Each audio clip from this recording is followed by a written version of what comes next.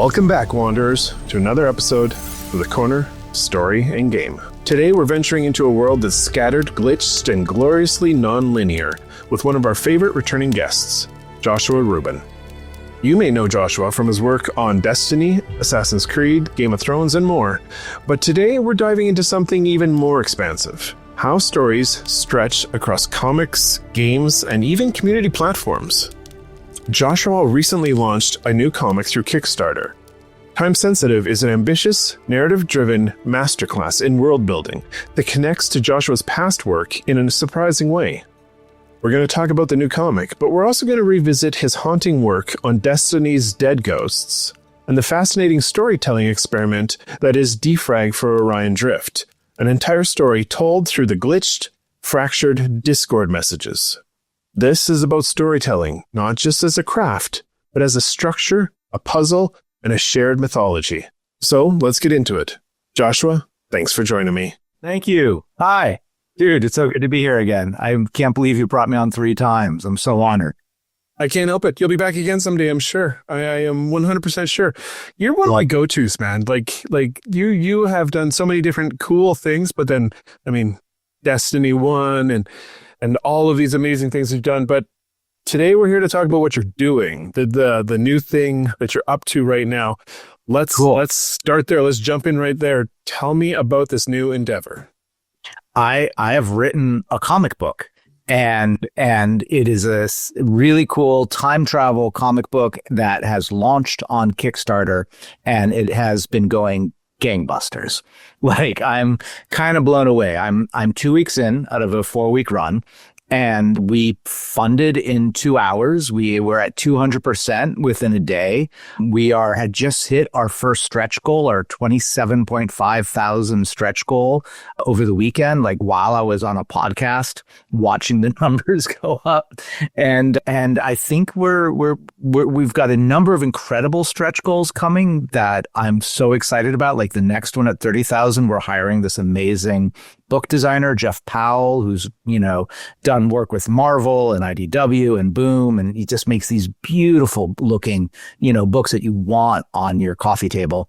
And I really I want this comic to be more than just the story. It is the art. The art by George Quill is breathtaking.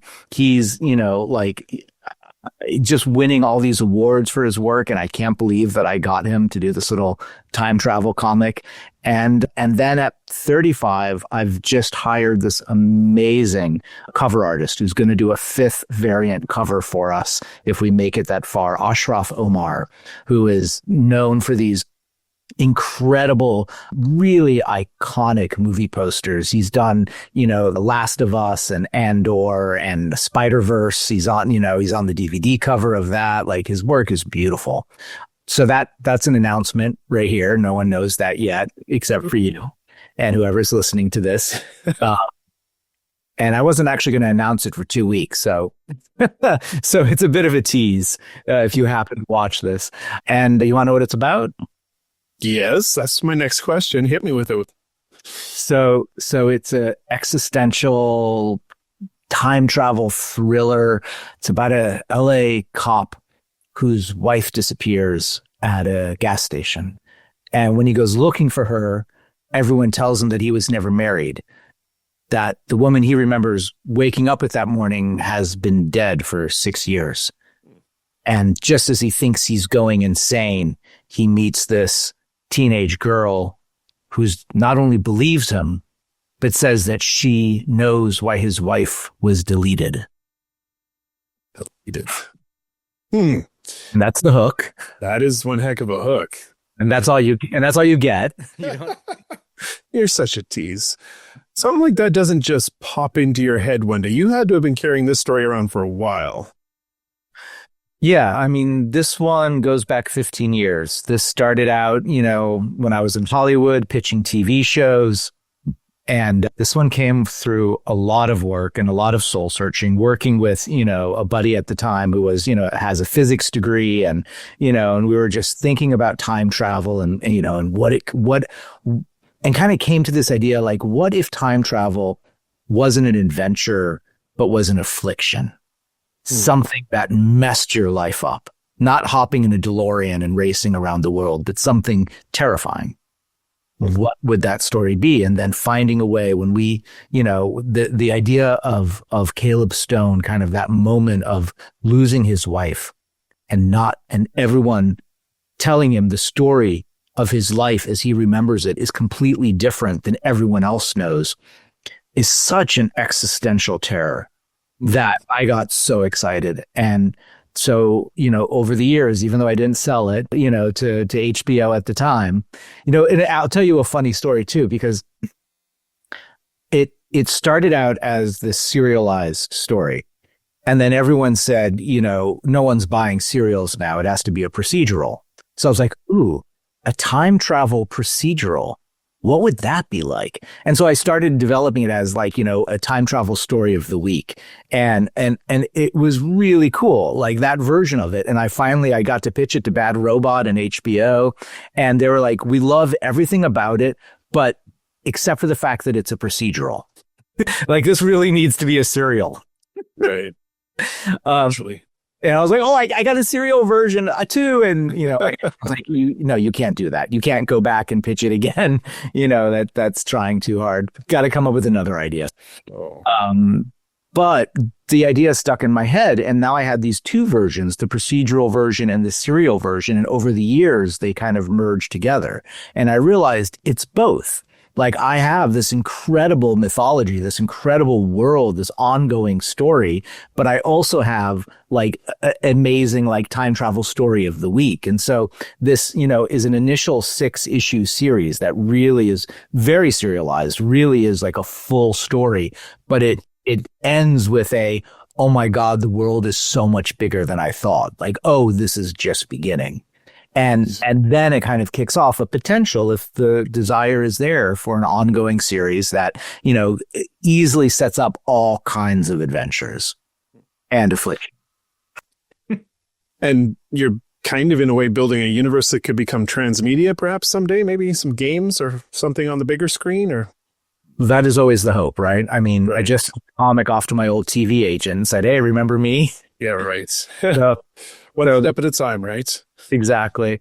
And, and I think I've told you this before, but before I developed the comic book, I actually developed it as a video game. And I have like a fully complete video game design, pitch deck.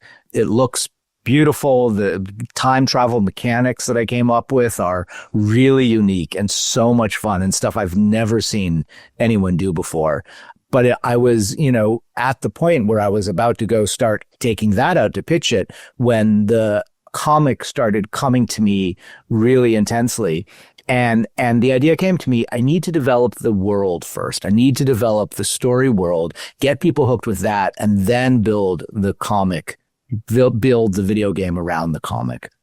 And that makes sense. That got me really excited. And so the way that I'm imagining it now, God willing, in success of the comic, which is the story of Caleb Stone and this girl, Tallulah Shu, who comes into his life, the video game is going to be Tallulah's life and how she ended up in this moment and all of the drama that brings her in. And that actually starts with a spin-off that is about her in the years before she meets Caleb. That is the second comic that, God willing, we'll get to start doing too, somewhere in the middle of next year.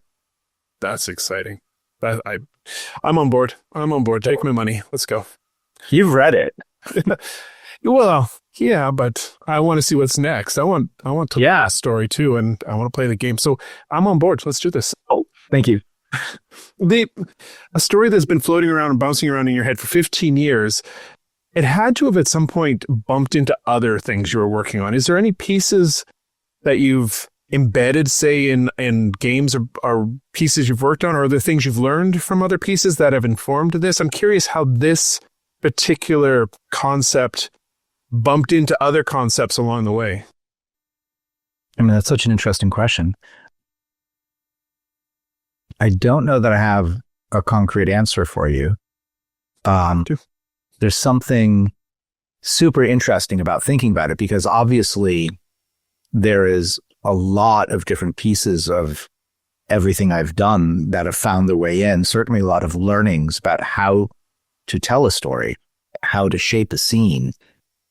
The review that I got in the Beat today, I got my first review, and the fact that they called out the pacing and, and like how, like the confident hand you feel you're in as the story quickly unfolds was thrilling, because so much of the writing was about getting the pacing, and that was kind of pulling from everything I learned from TV and movies and video games, is how to go beat by beat by beat, with each beat kind of sucking you in and moving you quickly to the next. Right. So that was thrilling. And then on a more personal level, like the thing that's most like personal to me is, there's a moment right at the beginning where Caleb and his wife, Sarah, who we meet in this kind of, domestic world, they are, in a marriage therapy appointment, and it's not going well. And the argument is over, having a child. Mm-hmm. And she's ready and he's not. And it very much echoes my wife and I and our experience a decade ago. And there are lines, they say that come right out of my life. And, and that scene went through so many revisions. Like, I am a very revision heavy writer. I write and rewrite until it is right. And this one was not right. And this scene had been in the story from 15 years ago. It had always started with this therapy scene. And so it had gone through so many iterations. And in every iteration, it was me at a different age, writing it, before I was married. Well, that's not true, because my buddy at the time I knew through my wife. So I must have been, I knew her already, but definitely before I had kids. And then, it wasn't until, writing it the 15th time this past year, or 2 years ago, where, the truth came out, because I got really honest and I got really real. And now, I hear from people, who've read it, like the number of people who say to me, it's that scene that grabbed me. It's that scene that felt, I connected with it the most. It was the most honest, is amazing. So bits of me. And because I really believe, and I'm sorry to interrupt, but I really believe that the most deeply personal is the most universal when you write. The more honest you can be, the more people see themselves in it. Yeah. And that applies to comic books as much as video games, as much as film. That's a universal law of writing. Yeah. Yep. That scene hit me too. Yeah. See, I got me thinking about it now. I want it. Okay, well, when I asked you to do this again for the third time, I can't believe you agreed again, but what I had on my mind at the time is I was thinking about stories that are told in fragments, fractured stories, fractured narratives, partially because of your work on Destiny 1 with the Dead Ghosts, partially because of your work with Orion Drift. Orion? The Defrag. Yes. Yes. For Orion Drift. That's it. Yes. Yeah. And how you were telling narratives in both cases through pieces that could be discovered in different orders or could be fed to you in different ways, and you had to decipher them and piece the narrative together. Yeah. It got me wondering, how does that, when it comes to time travel stories where things can be out of place, out of order? Yeah. Exactly. So I really wanted to pick your brain about this, because do you see a connection there? Is there a connection between time travel? Like, I think Time Traveler's Wife and that, because I love that story. Yeah, and so good. Telling pieces, I guess, your experience. How do you tell stories like that? How do you tell fractured narratives? Well, it's easy to tell. It's harder to read, right? To take in. That's the challenge. What a great question, man. I mean, first of all, fractured narrative, comic books, right? You pause and you wait a month or months in this case, right, for the next piece of the story, and trying to remember it all, so that is a complexity itself in reading, right? But then the fact that it's time travel, so it literally is jumping all over the story, just like I do with the Dead Ghost and just like with the Defrag. Like, it really is the only difference is, at least you have an avatar in this world, right? You have Caleb who's going through it with you and having this emotional experience as he's trying to piece together the same story that you are, that's coming at him all out of order. In the, with the Dead Ghosts, that is such a unique experience because that is storytelling through discovery, right? You are wandering around a world very much with an avatar, but the avatar is not an emotional connection. It's you. It's an extension of your body. And you are solving the mysteries of this world by finding these hidden pieces, and you find them out of order. And it kind of gives you a sense of the world, but it's only when you find, oh, this piece goes with this piece. And, oh, here's the two sides of the Thorn story. If you remember the Thorn. Oh, I do. That was John Goff who wrote that. He's amazing and was totally influential and helpful in helping me get this comic book out, because he's been writing comics for 20 years. He was my partner on The Dead Ghost at the beginning, did a lot of the writing of it. But that experience is something I've always loved. I've always loved having to piece stories together. I remember as a young person, I don't remember what it was I wrote. What I read, there's a famous book, and maybe you know it, that is like a portrait of a world told through like magazine articles and newspapers and letters, and it's all made up. It's an entirely fictional world. And it's all of these pieces of detritus, of lost literature, right? Of accidental autobiography. And that idea, I'll go even further. That idea of accidental autobiographies goes back to my 20s. I used to pick up notes that I would find on the ground when people would abandon notebooks and letters and postcards and scraps of paper with story on it. And I had this huge collection of what I would call accidental autobiography that were literally like dead ghosts. They were finding parts of people's lives that they never intended for the world to see. And yet they were, this intimate glimpse into a moment. And, I remember I found an old night watchman's notebook. He must have been this young guy who was, writing down, all of his, things he was supposed to write down, but then just all of his thoughts, in this loose leaf notebook that he left somewhere in a bus station. And I ended up with, I found a breakup letter. I found, a postcard that someone decided not to send. That was really sad. And, and it was, I don't know whatever happened to this collection. I never published it or did anything with it, but it was fascinating. And that was, 10, 15 years before The Dead Ghosts. And so there was a lot of inspiration of kind of this idea of reading a story out of order that I find fascinating. Mm-hmm. The defrag was really interesting because when we started writing The Dead Ghosts, we had been writing that world of Destiny for 2 years. Like, we knew that world. There was a deep story that we were beginning to kind of tease out, and that was delightful. Right. As I was writing the defrag for Orion Drift, which is a game, that is still in early access. It's the new game by Another Axiom, which is the team behind, a mix of the team behind Gorilla Tag and Lone Echo, who came together. A Gorilla Tag is the first $100 million VR game. Amazing that we have one of those. It has totally, opened up the industry for so many people. So I was brought on to Orion Drift to basically figure out this is a game that's not about story. This is a game about, you are robots in outer space with no legs who are, flying around, this spaceship. And they came to me and said, why are we robots? Why are we in outer space? We need at least some idea of, what this place is and why we're here. And I had to figure out kind of the history of the future that led us to being robots in space, and then how to tell that story. And this was before the game was live. And so people were slowly being let in. And there was this idea of like, why don't we begin to tease it? Because we already have this massive audience, like 20, 30,000 people from, who have come over from Gorilla Tag onto the Discord and are already talking and getting excited.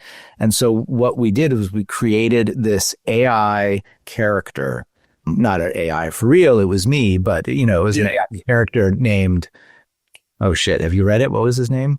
I don't remember. I have read it. I went through it and it's fascinating, but I don't remember the name now. Okay, Cyper or something. Oh, this is terrible. I only stopped writing it like 6 months ago. You're just that deep in the comic. Yeah, exactly. All right. So anyway, the idea that we came up with was that the robots were in outer space to place sports for the entertainment of, Earth and the colonies. And then something happened. They don't know what. They call it the frag. But they woke up, who knows how long after. It could be 10 years, it could be 1,000 years, but they were far from home and no idea how they got there and how to get back. And so they are floating around in space with no memory of why they are there. But this one character was starting to kind of scour through their memories and find all of these corrupted files and starting to piece together the corrupted files of the past. And so every few days, every week, I would release these new kind of bits and pieces of the history of this world. But unlike Destiny, where we knew the story, this one, I was creating the world as I went because we hadn't even launched the game yet. We didn't have a world Bible. And so I was literally play testing this game live where every week it would come out and I would see how, the people would respond to it. And there were all these puzzles in it and all these, puzzles that you had to solve to figure out secret messages. And so I would, make the puzzles harder or easier based on, how people were figuring them out, how hard they were. So that experience of making up the canon of a world as I went that people were then taking as canon and building on and building theories around, and they would come up with ideas and I'd be like, oh, that's good. That, and maybe I could do something like that. And, it was so much fun. And it was also very confusing. I mean, I will say that, I think it was very intellectual. It was a very intellectual challenge to read this kind of writing because it not only was it out of order, bouncing all over hundreds of years, but, it was corrupted. So a lot of it was like filled with, just language you couldn't read where you had to guess what was being said. Words were being chopped up into asterisks and what have you. So it was a challenge to read. And yet, the kids, the people, mostly kids, I think, who were into it, loved it. Like they were obsessed. Like we had a few thousand people who were really, really obsessed with it.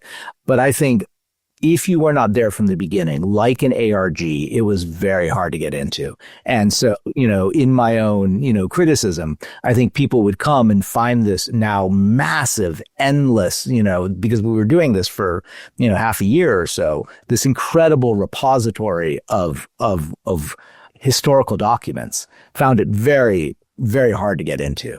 So you talk about, there's a difference between writing it and the difference between reading it. And I think I had incredible joy writing it. I think I had, gave people who were along for the ride a real experience, right? All working together to guess at it and solve the puzzles and come up with theories together. I don't know that I actually did much to support the game in that, I don't think it brought new people in, but I do think like I gave the game an incredible well of history and lore because it's so much more now than just robots floating in outer space. And I will say, I know they're, working on, a Gorilla Tag movie, I don't know how far along they are, but, and they're trying to figure out, is there a connection between Gorilla Tag and Orion Drift? And, and I was talking to one of the guys working on it and he's like, yeah, we don't really know what Gorilla Tag is. We don't have any lore, but you have so much lore that we've actually started going into your lore and pulling out characters and connecting them to Gorilla Tag. And I'm like, okay, that's cool. That's cool. Yeah. What a fascinating way to do world building. Like even as just an exercise, like that is so cool. Yeah. Absolutely. I mean, as an exercise, the experience of kind of, here's a moment from, 500 years ago. And, it would be, I keep thinking about like, okay, these are the minutes of a meeting from, the Steve Jobs like character who, came up with the idea for these robots. And, and now here is, from 100 years later, a technical report on, the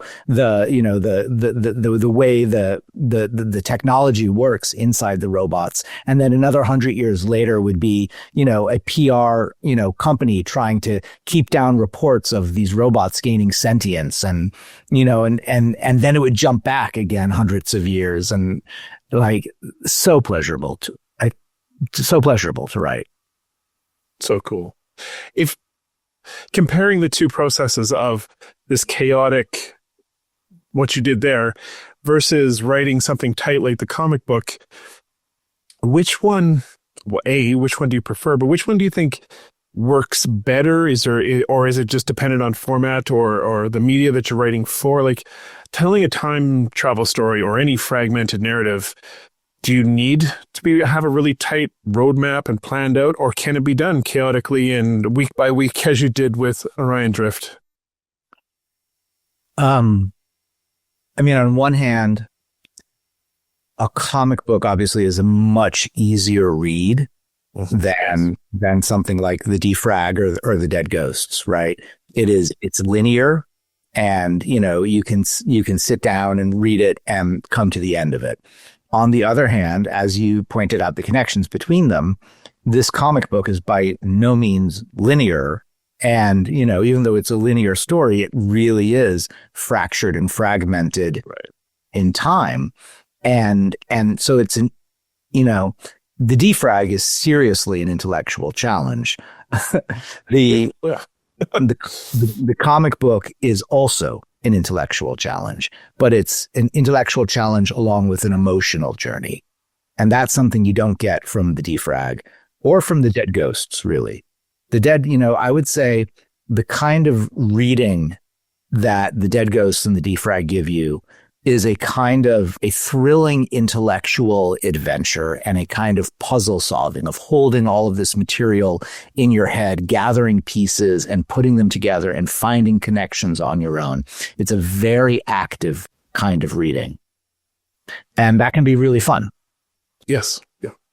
Would you say perhaps that is the key difference there, is the fact that it's much harder to create an emotional moment or emotional resonance or embed some sort of emotional meaning into a narrative when it's been fractured in that kind of the Dead Ghost defrag format versus a pre-planned narrative?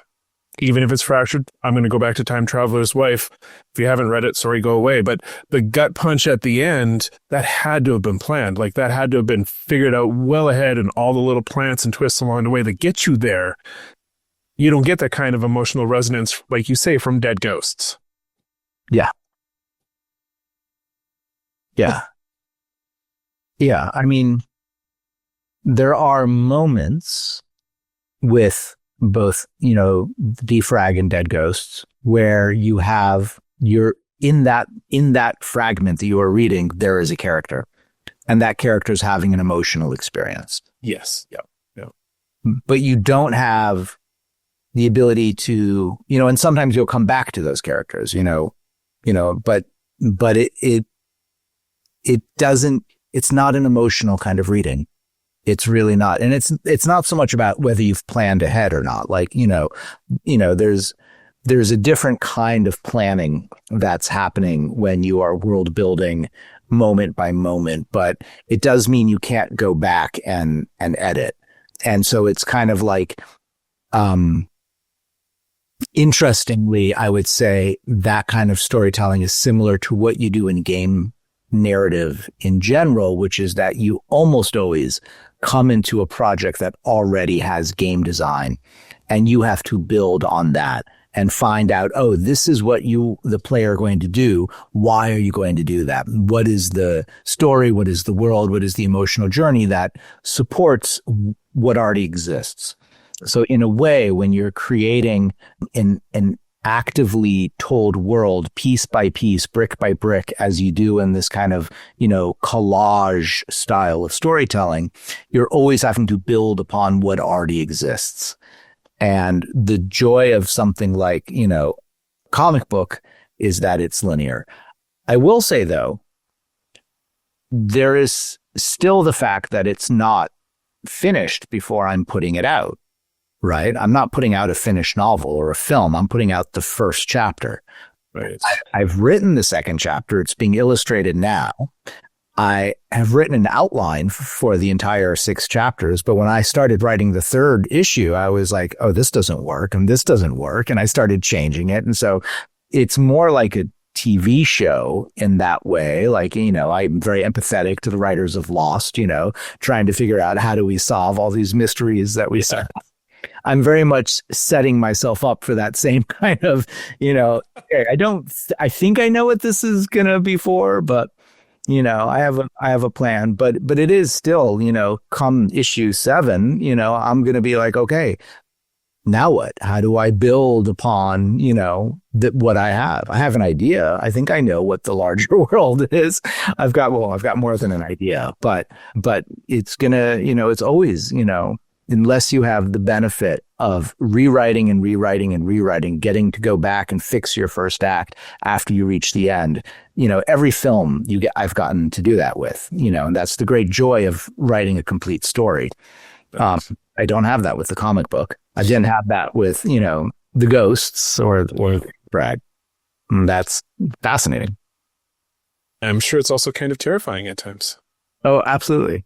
Yeah, but not a paralysis terrifying. It's a joyful terrifying. The good kind. Yeah. Right on. Well, what's funny is I had a question that I was going to kind of bring that topic to a close with, and you answered it. Oh, okay, great. Before I even asked it, I was looking for that. So I guess that kind of sums up what I was trying to figure out about fractured narratives. That's wonderful. So I'm going to start moving us towards the exit here, but I always ask a philosophical question. Oh, yeah? And I've asked you my previous one many times now. So I made up a new one for you. Okay. And this is something I've been mulling over lately, so I'm looking for your perspective.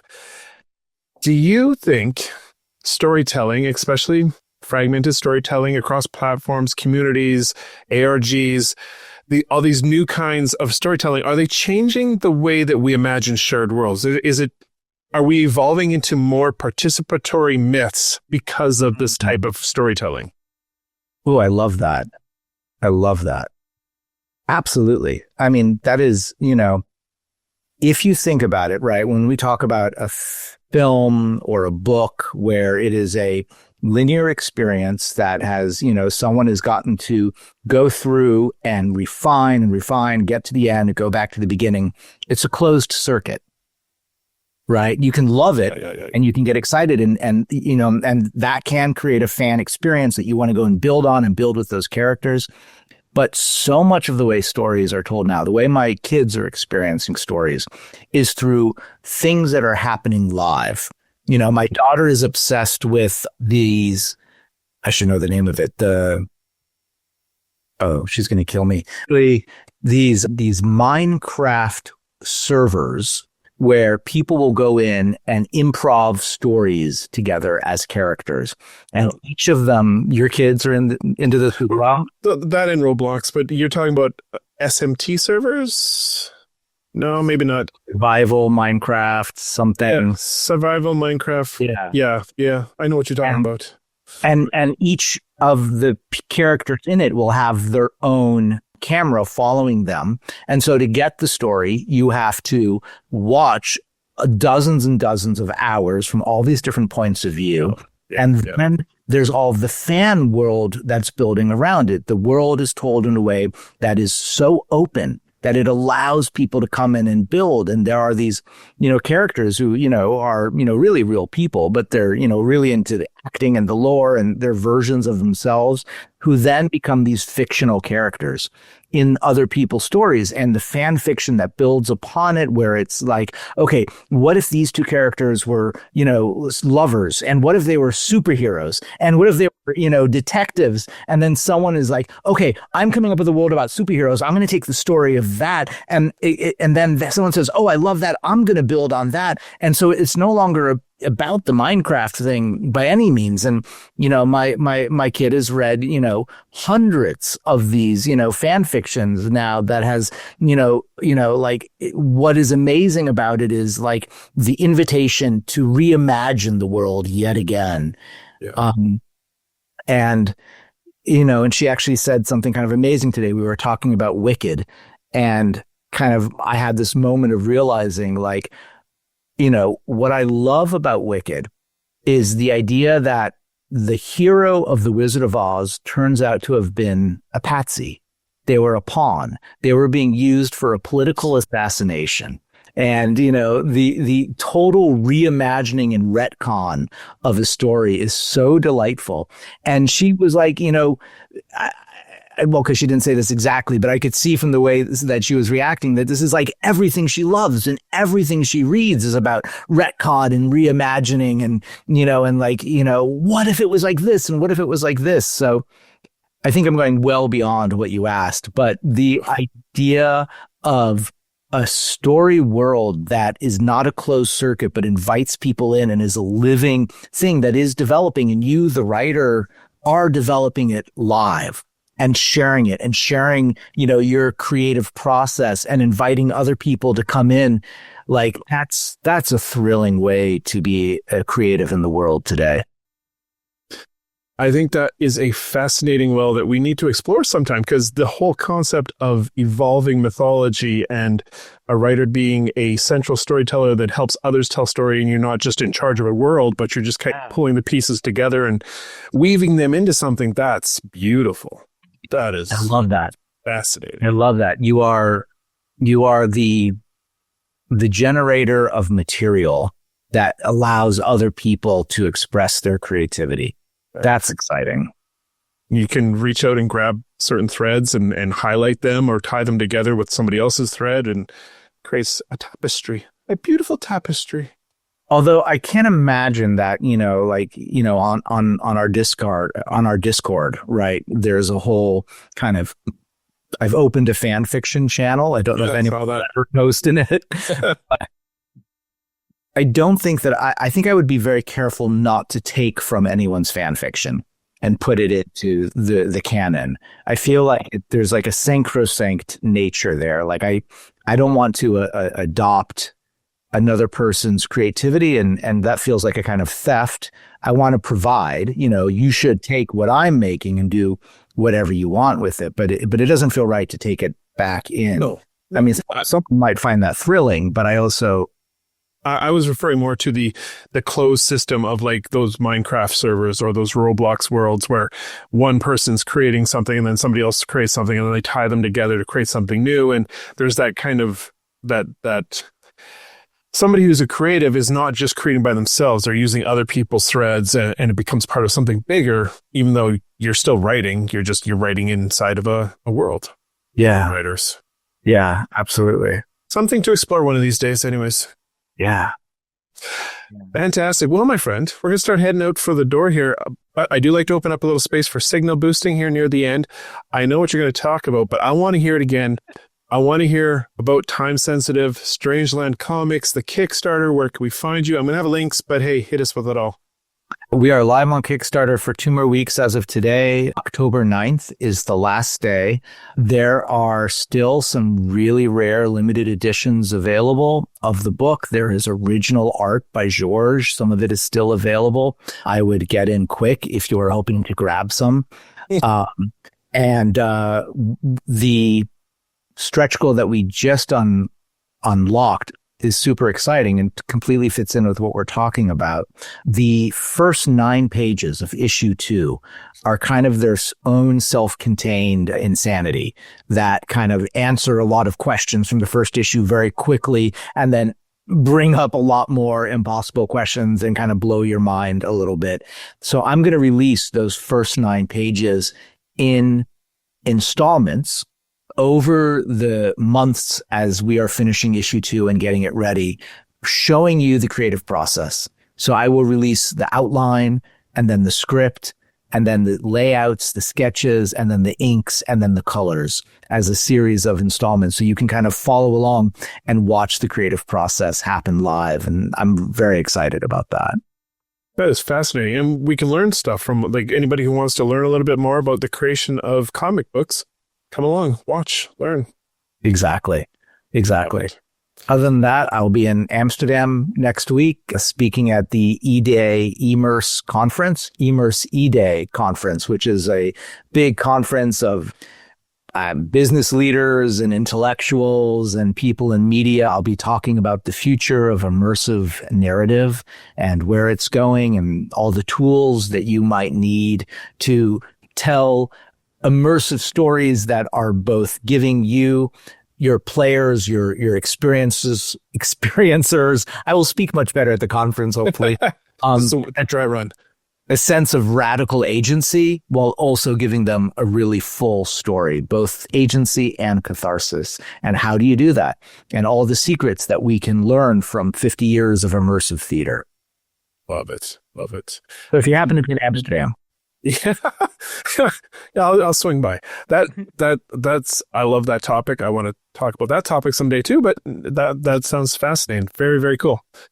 Okay, I'll have links to everything in the show notes, folks. Everybody go jump on Kickstarter, check this comic out. You're right, I have had a chance to read some, and it really is good. Like, the reviews are well earned. So thank you. I cannot wait for the world to see this thing and discover it and fall in love with it like the rest of us have. So thank you. Cool. This is great. So happy to be here again.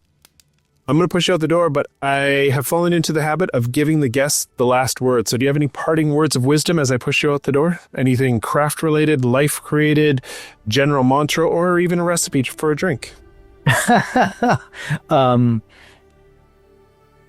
It's never too late to put your ideas into the world. I did not start writing comics till I was 52 years old. And I feel like a little kid getting to have this joyful new experience in my life. It's never too late. Put your creativity into the world now.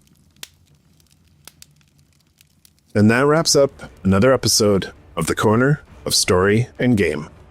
Joshua, thank you for returning to the show and sharing your processes, your passion, and your world-building wizardry with us. And to you, dear listener, as always, thank you for taking your seat at the table. If today's episode sparks something in you, share it with a fellow wanderer. Leave a review, a like, a comment, and hey, come join us over on Discord and get in on the conversation. Until next time, keep creating lore worth discovering and worlds worth returning to. Stay safe out there, wanderer. Your chair will be ready by the fire the next time you stop in at the Corner of Story and Game.